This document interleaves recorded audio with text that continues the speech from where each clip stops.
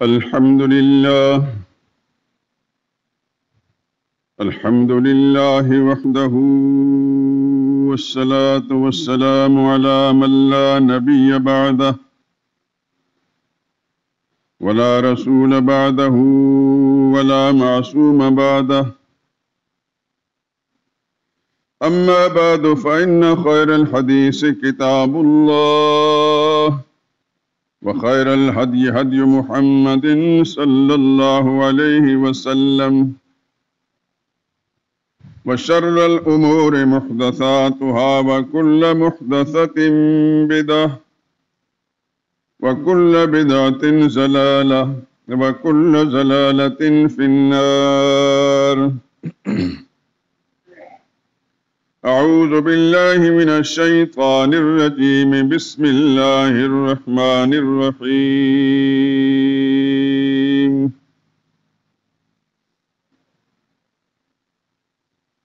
ألم تر إلى الذين يجادلون في آيات الله أنى يصرفون؟ الذين كذبوا بالكتاب وبما أرسلنا به رسلنا، فسوف يعلمون إذ الأغلال في أعناقهم والسلاسل يسحبون في الحميم ثم في النار يسجرون. ثم قيل لهم أين ما كنتم تشركون من دون الله؟ قالوا ضلوا عنا بل لم نكن ندعو من قبل شيئا كذلك يضل الله الكافرين.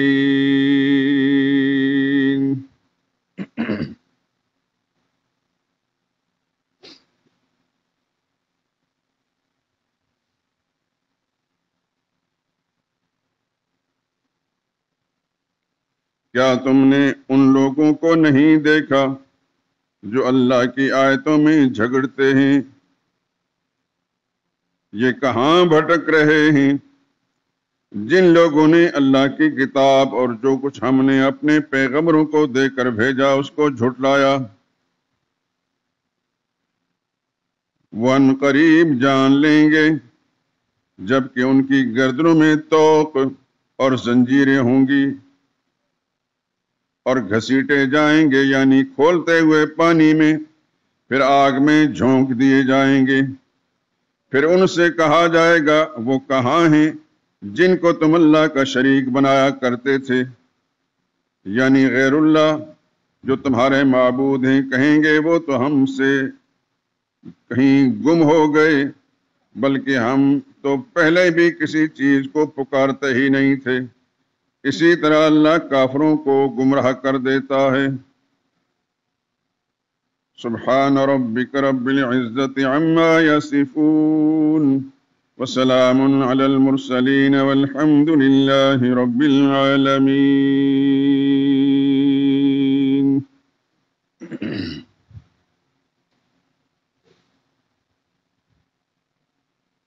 درود پاک پڑھ لیں۔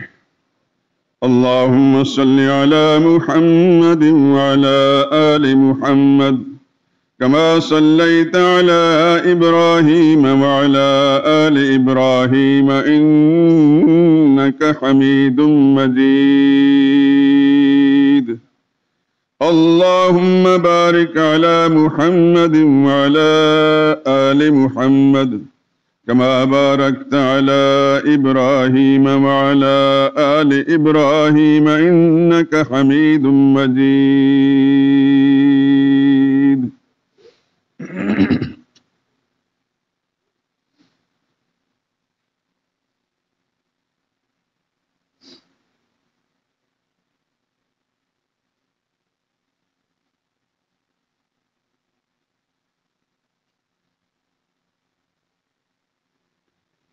ہمارا فقط ہے خدا غوث اعظم،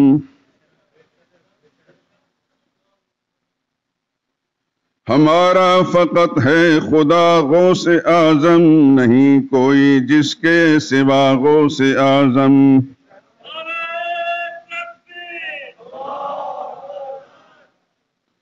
جھکیں جس کے دربار پر جن و انسان، وہ خلاق ارض و سما غوث اعظم۔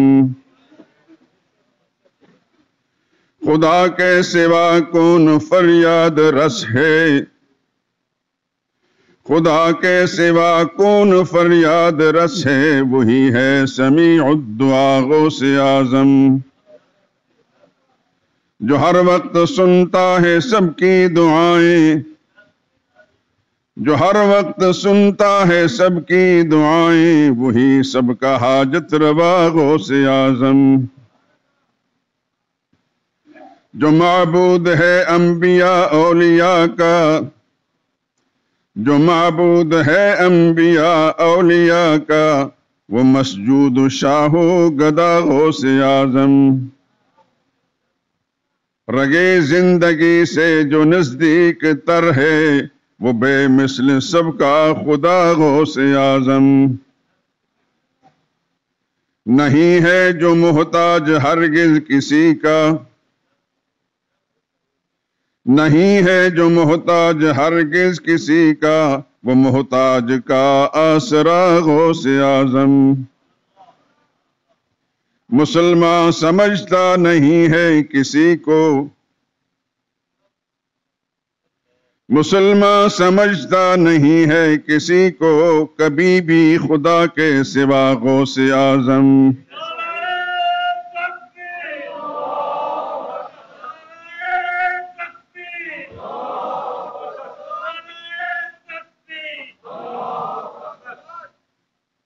مسلمان سمجھتا نہیں ہے کسی کو، کبھی بھی خدا کے سوا غوث اعظم۔ مناسب نہیں ہم کہیں غیر حق کو، مناسب نہیں ہم کہیں غیر حق کو، مدد کے لیے آؤ یا غوث اعظم۔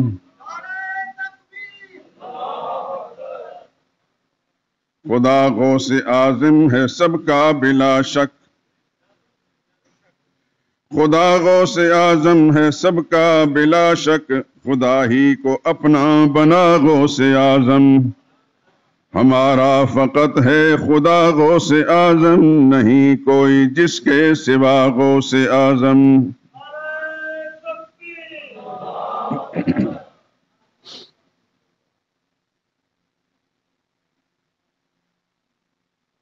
بزرگان محترم، برادران عزیز، وہ مبارک گھڑی آ پہنچی جو اللہ کے دین کے سب سے اہم اور بنیادی مسئلے کے بیان کے لیے مخصوص ہے۔ الحمدللہ العظیم،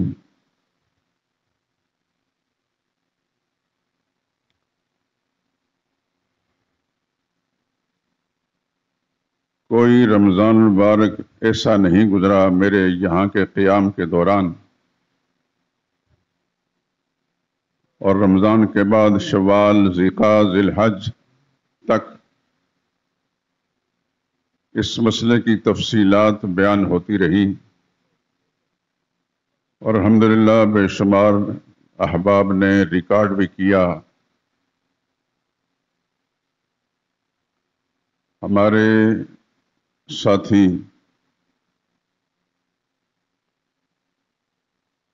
پروفیسر خاور سعید صاحب، ان کے لیے دعا کریں کہ خدا ان کو لمبی زندگی صحت والی دے، اللہ ان کے کام میں برکت پیدا فرمائے۔ انہوں نے میرے وہ توحید کے خطبات قلم بند بھی کیے ہیں، لیکن چونکہ ان کو بہت ساری مصروفیات ہیں، اپنے کالج کی بھی، گھر کی بھی، کچھ لکھتے ہیں، تعلیمی اداروں سے متعلق کچھ کتابیں بھی انہوں نے لکھی ہیں، میرے خطبات بھی انہوں نے قلم بند کیے ہیں، سورہ فاتحہ کی تفسیر بھی انہوں نے قلم بند کر کے ایک دفعہ شائع کی تھی، سورہ اخلاص کی اور آیت الکرسی کی تفسیر بھی شائع ہو چکی ہے، لیکن اب ناپید ہے۔ امید ہے کہ انشاءاللہ عنقریب دوبارہ شائع ہوں گی اور آپ حضرات تک پہنچے گی۔ یہ ساری کاوشیں ان کی ہیں۔ عرض کر رہا تھا کہ مسئلہ توحید کو انہوں نے قلب بند کیا پچھلے بیانات. اچھی خاصی ایک کتاب ہے، شاید نہ ہو سکنے، شاید اللہ کے قضاء و قدر کے کچھ فیصلے ایسے ہوں گے. میں ان کو تو الزام دیتا نہیں کہ ان کی مصروفیات زیادہ ہیں، لیکن کافی عرصے سے وہ خطبات قلم بند ہوئے ہیں اور میں نے ان پر نظر ثانی بھی کی ہے. مقصد کہنے کا یہ ہے کہ یہ گھڑی جس میں اس وقت ہم سانس لے رہے ہیں، اس طرح کی بے شمار گھڑیاں اس سے پہلے گزر چکی ہیں جن میں دین کا بنیادی مسئلہ، دین کی اساس اور جڑ جس پر سارے اسلام کی عمارت قائم ہے، جس کی صحت پر نماز کی قبولیت ہے، جس کی صحت پر روزے کی قبولیت ہے، جس کی صحت پر زکوٰۃ کی قبولیت ہے، جس کی صحت پر حج اور عمرے کی قبولیت ہے، صدقہ و خیرات اور اعتکاف کی قبولیت ہے، یہ مسئلہ توحید ہے. یہ وہ مسئلہ ہے جس کے لیے اللہ نے 1,00,000 کئی ہزار انبیاء اکرام علیہ الصلوۃ والسلام بھیجے ہیں. قرآن حکیم کے اندر سورہ انبیاء میں ایک سورت 17 پارے سے شروع ہوتی ہے جس کا نام سورہ انبیاء ہے. یقیناً آپ حضرات جو تلاوت کرتے ہیں انہیں اندازہ ہوگا اور ہونا چاہیے. میری پھر درخواست ہے آپ حضرات سے کہ قرآن کریم کی تلاوت کو نہ چھوڑیں. آپ 24 گھنٹوں کی زندگی کے اندر اللہ کی کتاب کی تلاوت کے لیے کوئی وقت مخصوص کر لیں، اور میرے خیال میں صبح کا وقت سب سے زیادہ موزوں ہوتا ہے کہ اس وقت نہ انسان کاروبار کے اندر مصروف ہوتا ہے، نہ کوئی اس کو ڈسٹرب کرنے والا ہوتا ہے. فجر کی نماز کے ساتھ اس سے پہلے اگر اللہ توفیق دے اٹھنے کی، تہجد پڑھنے کی، تو وہ سب سے زیادہ موزوں وقت ہے. نہیں تو فجر کی نماز کے متصل بعد تلاوت کی جا سکتی ہے. اور اللہ کی اس کتاب کی تلاوت سے پھر پتہ چلتا رہے گا انشاءاللہ العزیز. تو سورہ انبیاء میں اللہ تعالیٰ نے فرمایا ما ارسلنا من قبلک من رسول الا نوحی الیہ انہ لا الہ الا انا فاعبدون. میرے پیغمبر آپ سے پہلے جتنے رسول بھی ہم نے بھیجے سب کی طرف یہی حکم بھیجتے رہے. بات یہ ہے کہ انہ لا الہ الا انا، کوئی اور الہ نہیں میرے سوا، میں ہی الہ ہوں، میرے سوا کوئی اور الہ نہیں. یہ وہی لفظ الہ ہے جس کو ایک شخص پڑھ کر دار اسلام میں داخل ہوتا ہے لا الہ الا اللہ کہہ کر. آپ کے سامنے کوئی سکھ، ہندو یا کوئی اور غیر مسلم اسلام کے دائرے میں آنا چاہتا ہے تو آپ اس سے نماز نہیں پڑھاتے.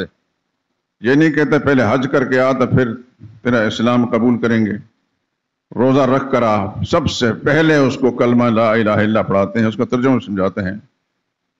میں تو اللہ کی توفیق سے جب میرے پاس کوئی آتا ہے تو میں کلمہ پڑھانے کے ساتھ اس کو ویسے چھوڑ نہیں دیتا، پوچھتا ہوں کہ پہلے تمہارا عقیدہ کیا تھا اور اب کیا عقیدہ بنا ہے، اور اگر اس کو سمجھ نہیں آتی تو سمجھا کر بھیجتا ہوں. یہ میری ذمہ داری ہے اور ہر مسلمان کی ذمہ داری ہے. لا الہ الا اللہ، اللہ کے سوا کوئی اور الہ نہیں. الہ کسے کہتے ہیں؟ وہی جو سارے نظام چلا رہا ہے، زمین سے آسمان تک، آسمان سے زمین تک، مشرق سے مغرب تک، مغرب سے مشرق تک، شمال سے جنوب، جنوب سے شمال تک، تحت الثری میں، سمندروں کے اندر، فضاؤں کے اندر، آسمانے کے اوپر جو نظام چل رہا ہے جس کے قبضہ قدرت کے اندر ہے اس کو الہ کہا جاتا ہے. جب کوئی دار اسلام میں داخل ہو کر یہ مختصر سے بولتا ہے لا الہ الا اللہ، تو اس ضمن کے اندر وہ سب کچھ مان لیتا ہے، سب کچھ مان لیتا ہے. وہ مانتا ہے کہ نماز سجدے کے لائق بھی اللہ ہے، وہ مان لیتا ہے کہ بھوکا پیاسا رہے روزہ رکھنے کے لائق بھی اللہ ہے، زکوٰۃ دینے اور صدقہ و خیرات دینے کے لائق بھی اللہ ہے، وہ مانتا ہے کہ طواف و اعتکاف کے لائق بھی اللہ ہے، اس لا الہ الہ کا لفظ کے اندر یہ سارا مفہوم پوشیدہ ہے۔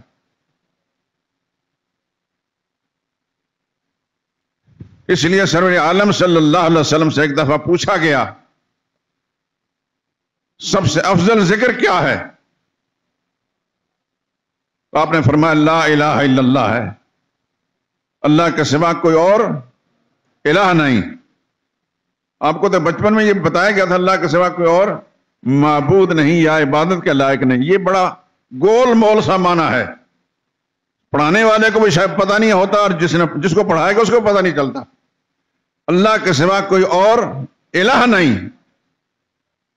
ابھی انشاءاللہ میں بتاؤں گا قرآنی آیات کے ذریعے سے الہ کا معنی کہاں کہاں کس انداز سے اللہ پاک نے بیان فرمائے۔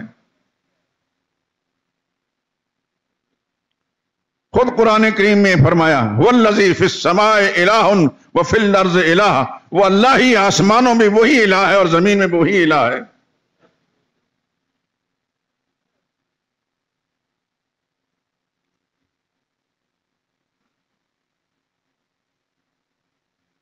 اس لفظ کو اپنے دل کی تختی پر لکھ دیں اور دل و دماغ میں منقش کر لیں، اللہ ہی الہ ہے اور کوئی الہ نہیں۔ تو جب یہ بات راسخ ہو جائے گی آپ کے دل و دماغ میں تو پھر خدا کے ساتھ آپ کا بڑا مضبوط تعلق قائم ہو جائے گا،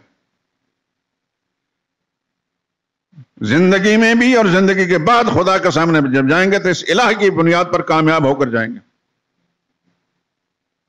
افسوس اس بات کا ہے کہ ہمارے زمانے میں ہم نے جس دور میں شعور کی آنکھ کھولی، اس زمانے کے اندر مذہبی طبقات میں کسی کا نام نہیں لیتا، عمومی بات کر رہا ہوں، وہ مسلمانوں کو مسئلہ الہ نہیں سمجھاتے، کلمے کے بول بلوا دیتے ہیں، لیکن خود ان سے پوچھا جائے کہ لا الہ کا معنی کیا ہے تو زیادہ سے زیادہ یہ کہیں گے اللہ کے سوا معبود کوئی نہیں، عبادت کے لائق کوئی نہیں۔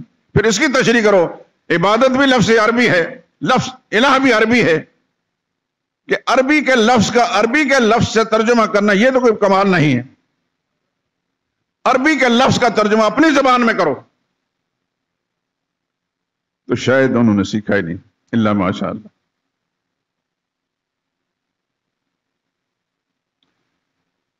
قرآن حکیم کی تیسری سورت کون سی ہے؟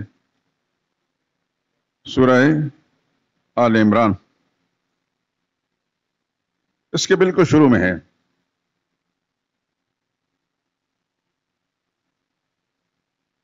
آیت نمبر 5 اور 6 ذہن میں رکھنا، یاد رکھنا، بھول نہ جانا۔ ان اللہ لا يخفى علیہ شیء فی الارض ولا فی السماء، اللہ وہی ہے کہ آسمان و زمین کی کوئی چیز بھی اس سے پوشیدہ نہیں۔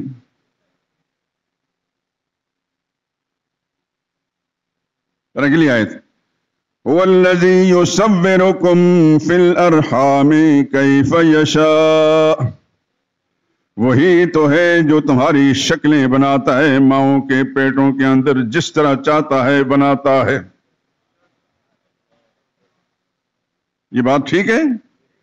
یہ ہماری شکلیں کس نے بنائی؟ اللہ ہی نے بنائی۔ پھر اس کے بعد فرمایا لا الہ الا ہو، اب مان لو کہ اللہ کے سوا کوئی اور الہ نہیں، نہ آسمان و زمین کی مخفی چیزوں کا جاننے والا اس کے سوا کوئی اور ہے، نہ ماؤں کے پیٹوں میں شکلیں بنانے والا اس کے سوا کوئی اور ہے، جو کوئی یہ کام کرتا ہے اسی کو الہ کہا جاتا ہے۔ میں نے نمونے کے طور پر یہ بات انشاءاللہ بات کھلے گی، میں اللہ کا قرآن آپ کا سامنے لے کر بیٹھا اور قرآن ہی سناؤں گا۔ میرے پاس کوئی مسلمان آئے اور عقیدہ ٹھیک لے کر نہ جائے اور میں عقیدہ کی بات کے سامنے نہ کروں تو خدا کے سامنے مجرم بن کر جاؤں گا۔ وہ نہیں مانتا، اس کو سمجھ نہیں آتی، اس میں میرا کوئی قصور نہیں، میں نے پوری نیک نیتی سے پختہ ارادے سے اللہ کا قرآن اس تک پہنچایا ہے۔ اور دعا بھی دل میں یہ ہوتی ہے یا اللہ اس کو بات سمجھ میں آ جائے اور زندگی بھر اس کے مطابق اپنا عقیدہ رکھے اور عمل کرے۔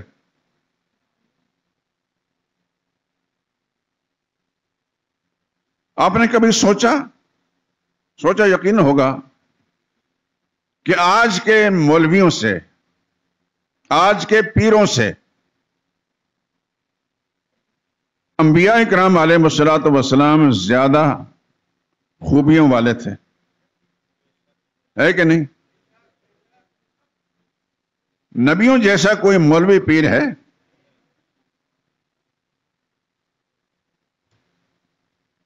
میں تفصیلات میں نہیں جاؤں گا۔ جو خوبیاں، جو کمالات اللہ تعالیٰ نے ان کو عطا فرمائی، دنیا میں کسی اور مولوی، کسی پیر، کسی مجتہد، کسی امام کے پاس ہے؟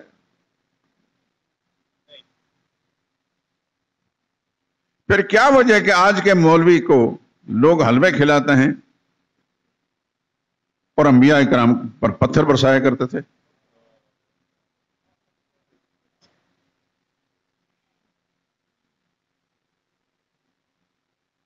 میری طرح کے مولوی، میں تو خیر اپنے آپ کو مولوی سمجھتا نہیں، لیکن عرف عام میں شاید لوگ مولوی کہتے ہوں، میں ایک ادنا طالب علم ہوں، اس بات کی گواہ رہنا کہ میں نے یہی بات کہی ہے۔ میں آپ کو طالب علم سمجھتا تھا، سمجھتا ہوں، طالب علم ہوں، بڑے بڑے اہل علم کے قدموں کے اندر بیٹھ کر کچھ سیکھا ہے آپ تک پہنچاتا ہوں، لیکن کبھی مجھے یہ غلط فہمی نہیں ہوئی کہ میں مولوی بن گیا ہوں۔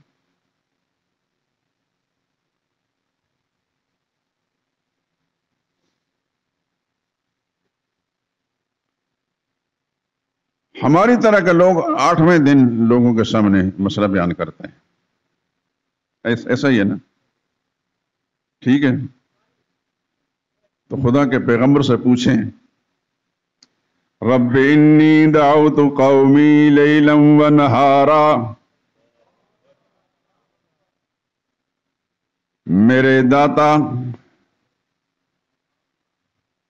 آپ کہیں گے قرآن میں تو رب کا لفظ ہے، یہ مولوی اس کا معنی داتا کرتا ہے،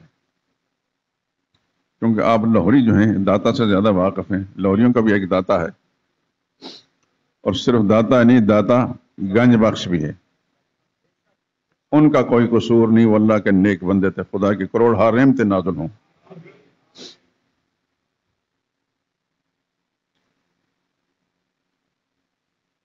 ہندی زبان میں داتا کہتے ہیں رب کو،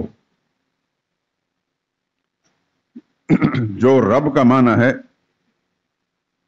ان کی زبان میں وہی معنی داتا کا ہے۔ میں نے اس لیے لفظ سے داتا، سیدنا نوح علیہ السلام کتنا عرصہ انہوں نے گزارا دعوت کا؟ 950 سال، عمر زیادہ تھی ان کی۔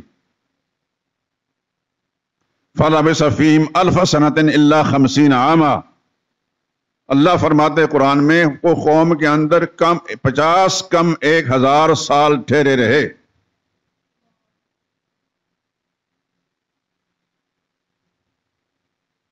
تو کیا کرتے رہے؟ خود قرآن کریم گواہی دیتا ہے، رب انی دعوت قومی لیلا و نہارا، میرے داتا میں نے دعوت دی، بلایا اپنی قوم کو، 8ویں دن نہیں، جمعے کو نہیں، دعوت قومی لیلا و نہارا، راتوں کو بھی دعوت دیتا، دن کو بھی دعوت دیتا رہا۔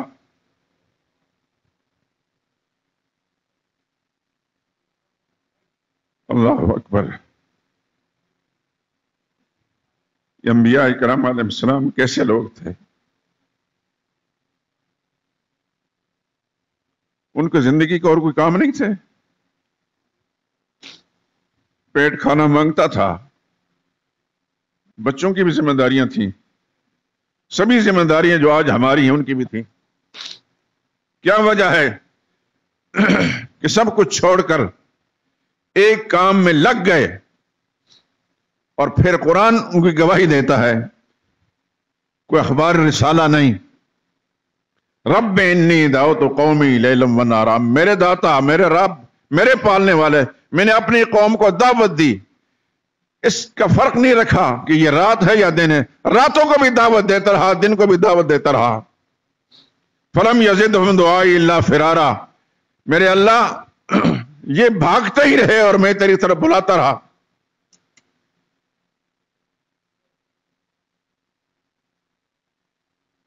میری دعوت پر انہوں نے لبیک نہیں کہی، یہ بھاگتے رہے، نفرت کرتے رہے، دور ہوتے رہے، اور میں تیری طرف بلاتا رہا.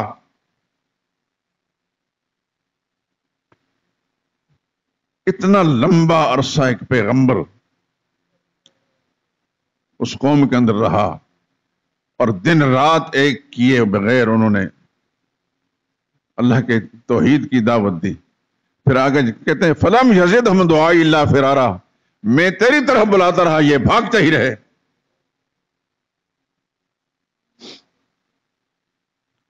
اور آپ حضرات یہ جانتے ہیں کہ بالآخر نوح علیہ الصلوۃ والسلام کے قوم پر عذاب آیا. بہت تھوڑے لوگ ایمان لائے.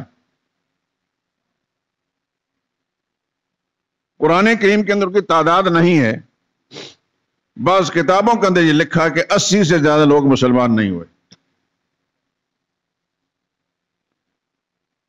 لیکن سچ بات قرآن ہی کی ہے. قرآن میں اگر ایسا ہوتا تو میں پورے وثوق سے کہتا. حیرانگی کی بات یہ ہے کہ بیوی بھی مشرکہ تھی اور بیٹا بھی مشرک.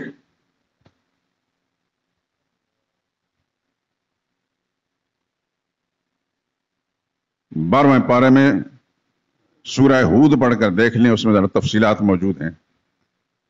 یوں تو قرآن کریم کے ہر جگہ میں ان کا تذکرہ ہے.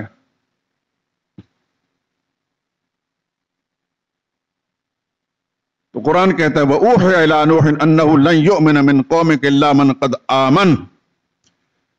اللہ کے پیغمبر نوح علیہ السلام پر اللہ کی طرف سے حکم آ گیا، جتنے لوگ مان چکے، اس کے بعد باقی سے نہیں ایمان نہیں لانا. اور فرمایا کہ میں ان کو اب ہلاک کرنے لگا ہوں. جتنے لوگ آپ پر ایمان لا چکے ہیں ان کو ضرور بچاؤں گا. آپ ایسا کریں کہ ایک کشتی بنا لیں اور کشتی میں سوار ہو جائیں اور اپنے ساتھیوں کو بھی سوار کر لیں، میرے حکم کا انتظار کریں. نوح علیہ الصلوۃ والسلام نے کشتی بنائی. قرآن کریم سے معلوم ہوتا ہے کلما مر علیہم ملأ من قومہ سخروا منہ، قوم کے چودھری، سرمایہ دار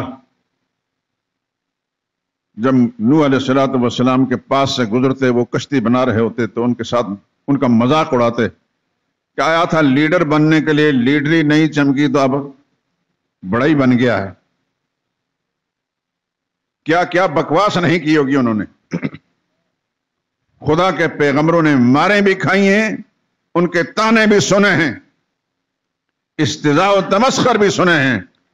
خدا کے دین کی خاطر میرے دوستو، آج اگر کسی عالم، کسی دین کے داعی، دعوت دینے والے کا کوئی دین کی بنیاد پر مذاق اڑاتا ہے، وہ بڑا خوش نصیب انسان ہے، دعوت دینے والا.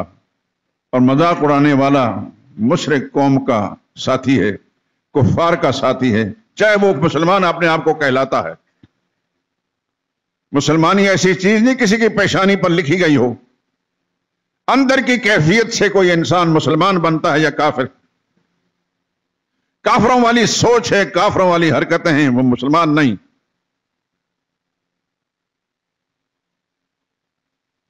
نوح علیہ الصلوۃ والسلام کشتی بنا کر انتظار میں رہے. اللہ کی طرف سے حکم آ گیا کہ آپ کشتی میں بیٹھ جائیں.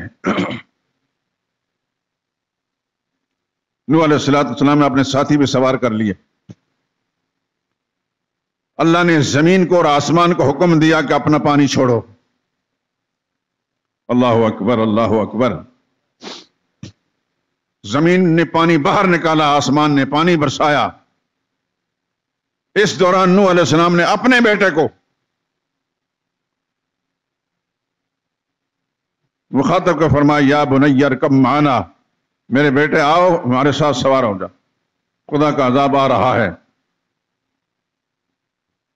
تو وہ کچھ روشن خیال قسم کا تھا، بدبخت کہنے لگا، ابا جان یہ کیسی باتیں کر رہے ہیں، یہ فرسودہ باتیں ہیں،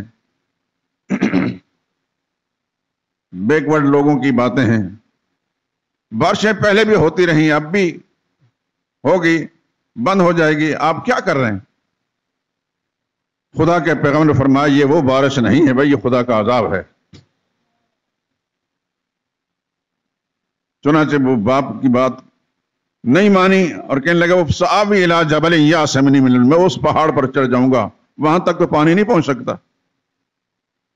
خدا کے نبی نے فرمایا، اللہ عاصم اليوم من امر اللہ، خدا کے عذاب سے آج کو بچانے والا نہیں۔ قصہ مختصر کے بیٹے نے بات نہیں مانی، بیوی نے بات نہیں مانی، بیوی بھی مشرکوں کے ساتھ ہلاک ہو گئی، بیٹا بھی ہلاک ہو گیا، ساری مشرک قوم ہلاک ہو گئی۔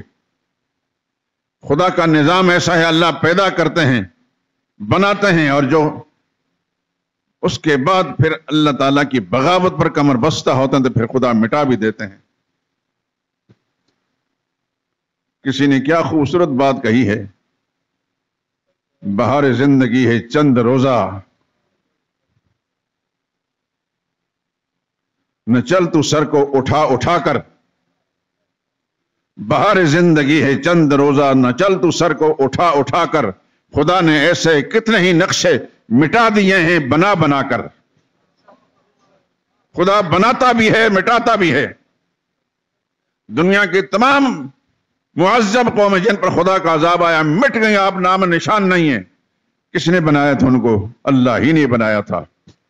اللہ نے ان کی رہنمائی اور بھلائی کے لیے اپنی کتابیں بھی بھیجیں، پیغمبر بھی بھیجے، جنہوں نے کتابوں کی بے قدری کی، نبیوں کی بے قدری کی، اس حد تک کہ نبیوں کو ستایا گیا، مارا پیٹا گیا، قتل کیا گیا۔ پھر خدا نے ان کو بھی پیوند زمین کر دیا، مٹا دیا۔ آج نام تو ہیں، قرآن کریم کی تاریخ سے ان کے تذکرے ملتے ہیں، لیکن زمین کے اوپر ان کا کوئی وجود نہیں ملتا۔ کوئی پیغمبر ایسا نہیں گزرا جس کے ساتھ قوم نے ظلم نہ کیا ہو۔ کس مسئلے پر؟ اونچی آواز سے بولیں۔ مسئلہ توحید پر۔ نماز کے مسئلے پر جھگڑا نہیں تھا، روزے کے مسئلے پر جھگڑا نہیں تھا، زکوٰۃ، صدقہ و خیرات کے مسئلے پر جھگڑا نہیں تھا، جھگڑا صرف اسی ایک مسئلے پر تھا۔ پیغمبر فرماتے تھے کہ اللہ ہی الہ ہے، اللہ کے سوا کوئی اور الہ نہیں، اللہ ہی حاجت روا ہے، وہی مشکل کشا ہے، وہی بنانے والا ہے، وہی چلانے والا ہے۔ وہ کہتا نہیں، ہمارے حضرت بھی کچھ کر سکتے ہیں۔ نوح علیہ السلام کی قوم پہلی قوم تھی جنہوں نے 5 معبود بنائے، لیکن وہ 5 معمولی لوگ نہیں تھے۔ ایک پیغمبر، 4 ان کے بیٹے تھے، ایک نبی، 4 ولی تھے۔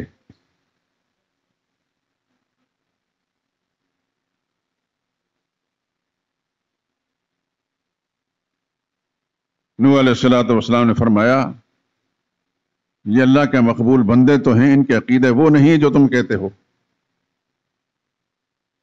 یہ بھی وہی بات کہتے رہے جو میں کہہ رہا ہوں۔ انہوں نے نہیں مانا۔ نوح علیہ السلام کے مقابلے میں کہتے لا تذروا آلہتکم، لوگوں اپنے حضرتوں کو مت چھوڑنا، اپنے الہوں کو نہ چھوڑنا، اپنے حاجت رواؤں کو نہ چھوڑنا، اپنے مشکل کشاؤں کو، ان کو حاجت روا، مشکل کشا، پتہ نہیں کیا کیا سمجھتے رہے، ان کو نہ چھوڑنا۔ خصوصاً 4 کو، 5 کو، ولا تذرون ودا ولا سواعا ولا یغوث ویعوق ونسرا، ود کو نہ چھوڑنا، سوا کو نہ چھوڑنا، یغوث کو نہ چھوڑنا، یعوق کو نہ چھوڑنا، نصر کو نہ چھوڑنا۔ امام بخاری نے لکھا ہے، اسماء رجال صالحین من قوم نوح، نوح علیہ السلام کی قوم کے نیک بندوں کے یہ نام ہیں۔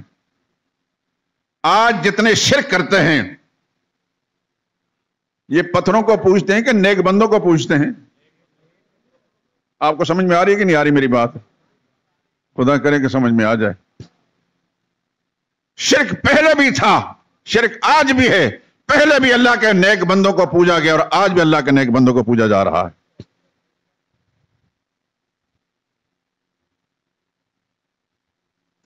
سرور عالم صلی اللہ علیہ وسلم کے زمانے میں ایک نیک بندہ گزرا ہے، اس کا نام تھا لات۔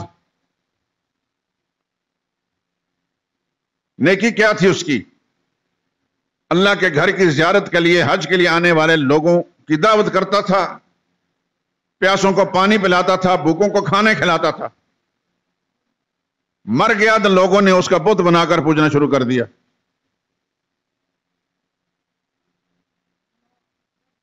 عزا ایک پری تھی، ایک عورت تھی، اس کو پوجتے تھے۔ مشرک کا دماغ اس قدر خراب ہوتا ہے، ایک لڑکا اور ایک لڑکی دور دراز علاقے سے خانہ کعبہ میں آئے، ماں باپ سے اجازت لے کر۔ سمجھنے کے لیے میں بتا دیتا ہوں کہ میں سلام کرنے چلیاں، ہوتا ہے کہ نہیں ہوتا؟ سلام کرنے جاتے ہیں، کہاں؟ داتا صاحب سلام کرنے جا رہے ہیں۔ صرف داتا صاحب نہیں، کہیں اور بھی۔ وہاں آ کر خانہ کعبہ میں انہوں نے منہ کالا کیا اور اللہ کا عذاب وہیں ان پر آیا، وہ پتھر بن گئے۔ مکہ شہر کے لوگ جب باہر سے آئے، اس زمانے میں یہ آبادی نہیں تھی جو آج ہے، یہ لاکھوں کی تعداد نہیں ہوتا، اکا دکا لوگ ہوتے تھے۔ انہوں نے قرائن سے اندازہ کر لیا کہ انہوں نے جرم کیا ہے جس کی وجہ سے خدا کا عذاب آیا۔ انہوں نے اٹھا کر باہر پھینک دیا کچرے کے ڈھیر پر۔ لڑکے کا نام اصاف تھا، لڑکی کا نام نائلہ تھا۔ کچھ ہی عرصہ گزرنے کے بعد میری وہ بات یاد ہو کہ شیطان مرا نہیں، شیطان زندہ ہے، اور زندہ ہے تو اپنا کام بھی کرتا ہے، کرتا رہا ہے اور کرتا رہے گا جب تک اس پر موت نہیں آئی۔ اللہ اکبر۔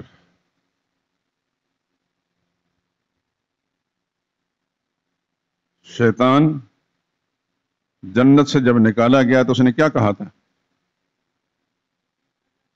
قرآن کریم کی خدا کے لیے میں ہاتھ جوڑتا ہوں، تلاوت کیا کریں، قرآن میں موجود ہے۔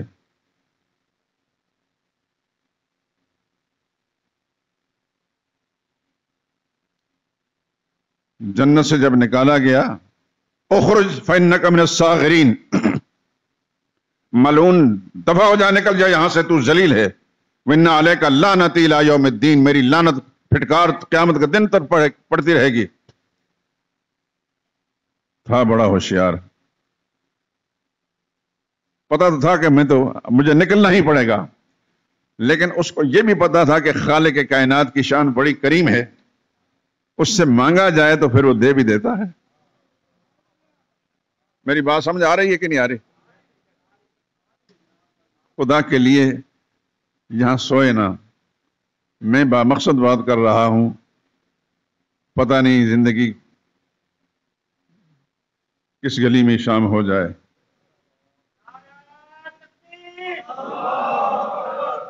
میں اپنا فرض سمجھ کر، ذمہ داری سمجھ کر بات کر رہا ہوں، آپ اپنی ذمہ داری سمجھ کر قبول کر لیں۔ انشاءاللہ انشاءاللہ انشاءاللہ، میں رہا یا نہ رہا، یہی باتیں آپ کو کام آئیں گی ہر جگہ۔ شیطان بڑا ہوشیار تھا، اس نے سمجھا کہ یہ موقع ہے، اللہ تعالیٰ سے مانگ لیں، اور اس سے مانگا جائے تو وہ دے بھی دیتے ہیں۔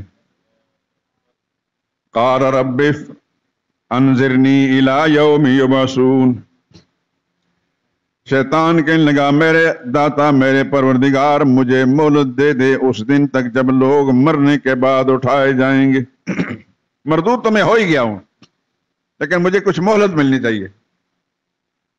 اللہ کی شان کریمی پر قربان جائیں، بولیں اللہ کے شان کریمی پر، شان رحمت پر قربان جائیں۔ اللہ نے جواب فَإِنَّكَ مِنَ الْمُنظَرِينَ، جا تجھے تیری دعا قبول کر لی، تجھے مہلت مل گئی ہے۔ جو خدا ابلیس جیسے ملعون مردود کی پکار کو، دعا کو سنتا، میری اور آپ کی دعا کو نہیں سنے گا؟ ساری طاقتوں کا مالک میرا رب ہے، کوئی نہیں، نہ کوئی زندہ ہے نہ کوئی مردہ ہے۔ ساری طاقتوں کا مالک کون ہے؟ علی کل شیء قدیر کون ہے؟ صرف اللہ ہے۔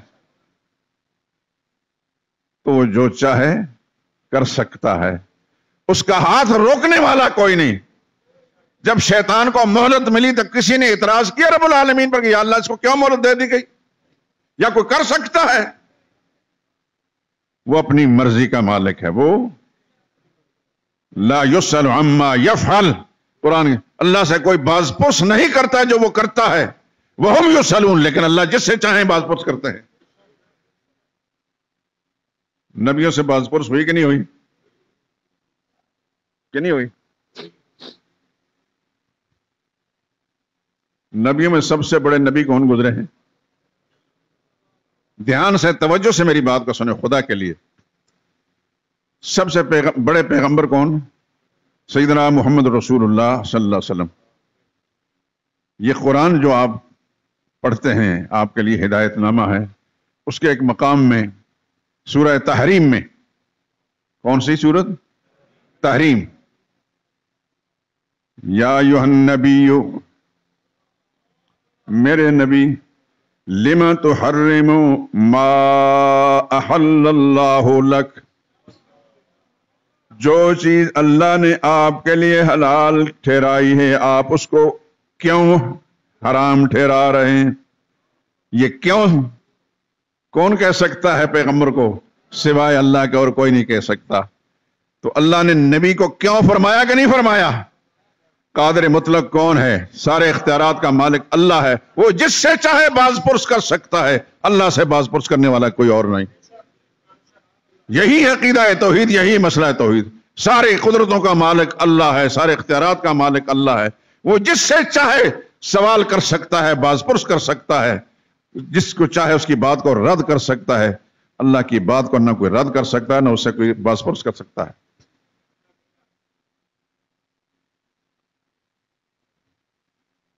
نوح علیہ السلام کا بیٹا جب ان کی آنکھوں کے سامنے ہلاک ہوا، ڈوبا، پدری شفقت نے جوش مارا، بارگاہ الہی میں التجا کی، رب ان ابنی من اہلی، میرا بیٹا میرے خاندان میں ستا، وانت احکم الحاکمین۔ دعا کرنے کا مقصد یہ تھا کہ یہ بچ جائے۔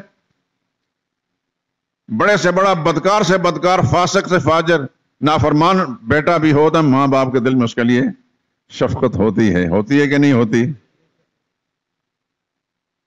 اسی شفقت کے جذبے سے نوح علیہ السلام نے اللہ کی بارگاہ میں التجا کی، یا اللہ ان ابنی من اہلی، میرا بیٹا میرے خاندان کا فرد ہے، یا اللہ تجھ کو بچا لے۔ جواب کیا آیا؟ قال یا نوح انہ لیس من اہلک، خالق کائنات اپنی مرضی کے مالک ہیں، فرمایا میرے نوح پیغمبر، یہ جس کو آپ اپنے خاندان کا فرد ٹھہرا رہے ہیں، میرا قانون یہ کہ تیرے خاندان سے اس کا نام کاٹ دیا گیا ہے۔ انہ عمل غیر صالح، یہ بڑا بدعمل بدکار ہے۔ فلا تسألنی ما لیس لک بہ علم، میں آپ کو نصیحت کرتا ہوں کہ جس چیز کا آپ کو پتہ نہیں اس کے بارے میں سوال بھی مت کر۔ کون کہہ رہا ہے؟ کس کو کہہ رہا ہے؟ اللہ فرما رہے ہیں اپنے پیغمبر کو، پیغمبر بھی وہ جس نے 950 سال دن رات کا فرق کیے بغیر خدا کا پیغام سنایا ہے۔ سارے اختیارات کا مالک کون ہے؟ مرضی کس کی چلتی ہے؟ زمینوں کے اندر بھی اسی کی مرضی، آسمانوں میں بھی اسی کی مرضی چلتی ہے۔ یہی مسئلہ سمجھا رہا میرے دوستو، یہی سوچ کر ہر وقت کہ مرضی اللہ ہی کی چلتی ہے، اللہ کے سوا کسی اور کی مرضی نہیں چلتی۔ یہی مسئلہ انبیاء اکرام سمجھاتے رہے۔ نوح علیہ السلام کے سامنے ان کا بیٹا غرق ہو گیا، بچا نہیں سکے۔ معلوم ہوتا ہے کہ بچانا بھی اللہ کا کام ہے اور ڈبونا بھی اللہ کا کام ہے۔ اللہ جس کو ڈبونا چاہیں کوئی بچا نہیں سکتا۔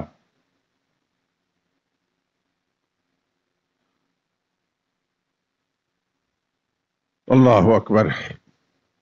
اتنا لمبا عرصہ خدا کے پیغمبر نے دین کا کام کیا، توحید کا کام کیا، ماریں کھائیں، گالیاں سنی، ایک درخواست کی تھی بیٹے کے بارے میں، اللہ بچا لیتے تو کوئی فرق پڑتا؟ اللہ یہ بتانا چاہتے ہیں کہ ساری مرضی میری ہے، اختیار میرا ہے، میرا اختیار ہے، میرے سوا کسی اور کا اختیار نہیں۔ جس زمین پر آپ بیٹھے ہیں یہاں اختیار کس کا چل رہا ہے؟ یہ ساکت ہے، ساکن ہے، آپ آرام سکون سے بیٹھیں، ایک پل کے لیے پروردگار عالم اس کو جھٹکا دیں تو حواس خطا ہو جاتے ہیں کہ نہیں ہو جاتے؟ مرضی کس کی ہے؟ کس کی چلتی ہے؟ اللہ ہی کی چلتی ہے۔ کل محشر کے میدان میں یہ بات کسی اخبار کا مضمون نہیں، قرآن سے پتہ چلتا ہے، یہ سب کچھ لپیٹ لیا جائے گا۔ وَتَرَى الْجِبَالَ تَحْسَبُهَا جَامِدَةً وَهِيَ تَمُرُّ مَرَّ السَّحَابِ، اے انسان تم دیکھو کہ ان پہاڑوں کو جو تمہیں بڑے مضبوط نظر آتے ہیں یہ یوں اڑیں گے جیسا بادل چلتا ہے۔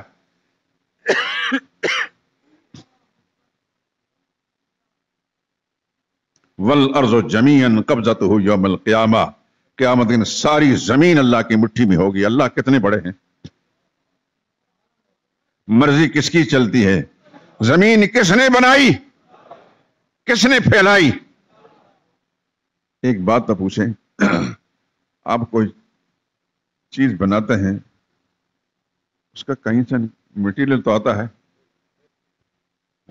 کوئی چیز بنائیں، کوئی مشینری بنائیں، مٹیریل تو کہیں نہ کہیں سے آتا ہے، اور وہ مٹیریل بھی زمین پہ ہی ہوتا ہے کہیں نہ کہیں، چاہے بدلی ہوئی شکل ہو۔ یہ بتائیں کہ یہ زمین جو اللہ نے بنائی اس کا مٹیریل کہاں تھا؟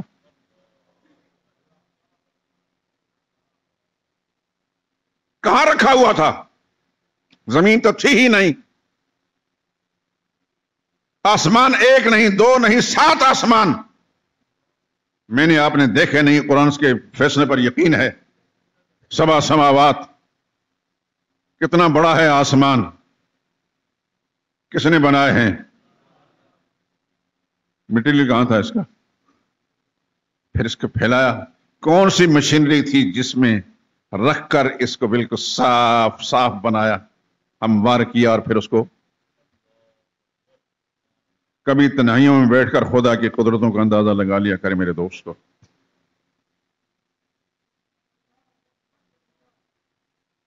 راتوں کے وقت آپ چاند ستارے کو دیکھتے ہیں، دن کو سورج دیکھتے ہیں، یہاں کھڑے ہیں تو یہاں بھی سورج سر پہ نظر آ رہا ہے، ہزاروں میل دور جا کر کھڑے ہیں وہاں بھی سورج سر پہ نظر آئے گا۔ یہ کس کا نظام ہے؟ اللہ کا نظام ہے۔ یہی بات سمجھائی جا رہی ہے کہ ساری طاقتوں کا مالک اللہ ہے۔ اپنا معاملہ اپنے رب کے ساتھ سیدھا رکھیں، اپنا معاملہ اپنے رب کے ساتھ سیدھا رکھیں، اور سیدھا ہوتا ہے عقیدے کی صحت کے ساتھ۔ اپنا عقیدہ ٹھیک رکھیں گے تو سارے معاملات خدا کے ساتھ درست ہوتے چلے جائیں گے۔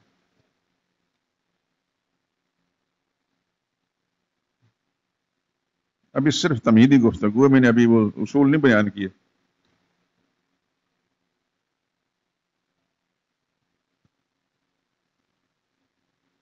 اللہ اکبر۔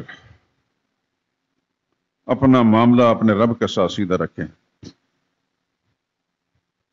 خدا کرے میری بات سمجھ میں آ جائے۔ یہی بات دل و دماغ میں رکھ کر اپنے گھر میں جا کر بھی اللہ کی دی ہوئی صلاحیتوں کو استعمال کر کے اپنے اہلیہ محترمہ اپنے بچوں کو سمجھائیں کہ یہ مسئلہ سمجھ کر آئے ہیں ہم، تمہارا عقیدہ بھی یہی ہونا چاہیے۔ موت کی سختیوں سے بچنا چاہتے ہو تو عقیدہ یہ ٹھیک کر لو، خدا کی پکڑ سے بچنا چاہتے ہو، قبر کے عذاب سے بچنا چاہتے ہو تو اپنا عقیدہ ٹھیک کر لو، جہنم کی آگ سے بچنا چاہتے ہو تو اپنا عقیدہ ٹھیک کر لو۔ خدا کی قسم، جس کی سچی کتاب قرآن میرے ہاتھ کے اندر ہے، جس شخص کا عقیدہ ٹھیک نہیں وہ نہ قبر کے عذاب سے بچ سکتا ہے نہ جہنم کے عذاب سے بچ سکتا ہے۔ وہ کسی نبی کا بیٹا بھی ہوگا خدا اس کو معاف نہیں کریں گے، نبی کی بیوی ہوگی خدا اس کو معاف نہیں کریں گے، نبی کا چچا ہوگا خدا اس کو معاف نہیں کریں گے، نبی کا باپ ہوگا خدا اس کو معاف نہیں کریں گے. خدا نے یہ ساری مثالیں قرآن کریم میں بیان کر دی. اپنا معاملہ اپنے رب کے ساتھ سیدھا رکھیں, اور سیدھا رکھنے کا اصول یہ ہے کہ سب سے پہلے اپنا عقیدہ ٹھیک رکھیں. جو کلمہ پڑھا ہے کلمے کی حقیقت پر غور کریں. یہ کلمہ ہے کیا؟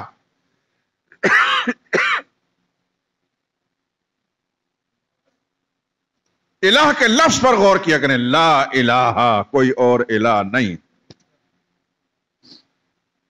کوئی اور الہ نہیں. ابھی میں نے سمپل کے طور پر آیت پڑھی تھی سورہ آل عمران کی, ان اللہ لا یخفی علیہ شیء فی الارض ولا فی السماء. آسمان و زمین کی کوئی چیز اللہ سے پوشیدہ نہیں. اس کا مطلب یہ کہ سب کچھ جاننے والا کون ہے؟ اللہ ہے. هو الذی یصورکم فی الارحام کیف یشاء, وہی ہے جو تمہاری شکلیں بناتا رہا تمہاری ماؤں کے پیٹوں کے اندر جس طرح چاہا بنا لیا. ان دو آیتوں کو بیان کرنے کے بعد فرمایا لا الہ الا ہو, اللہ کے سوا کوئی اور الہ نہیں. سب کچھ جاننے والا بھی اس کے سوا کوئی اور نہیں, اور سب کچھ کرنے والا بھی اس کے سوا کوئی اور نہیں.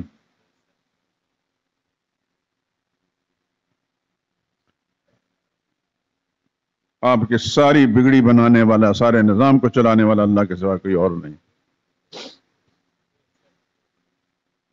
اللہ اکبر.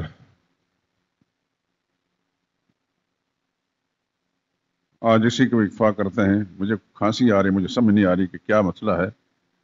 ایسی چیز میں کھاتا بھی نہیں, لیکن دعا کریں کہ اللہ تعالیٰ ان شروعات کو صحیح طریقے سے پائے تکمیل تک پہنچانے کی توفیق نصیب. وآخر دعوانا الحمدللہ رب العالمین.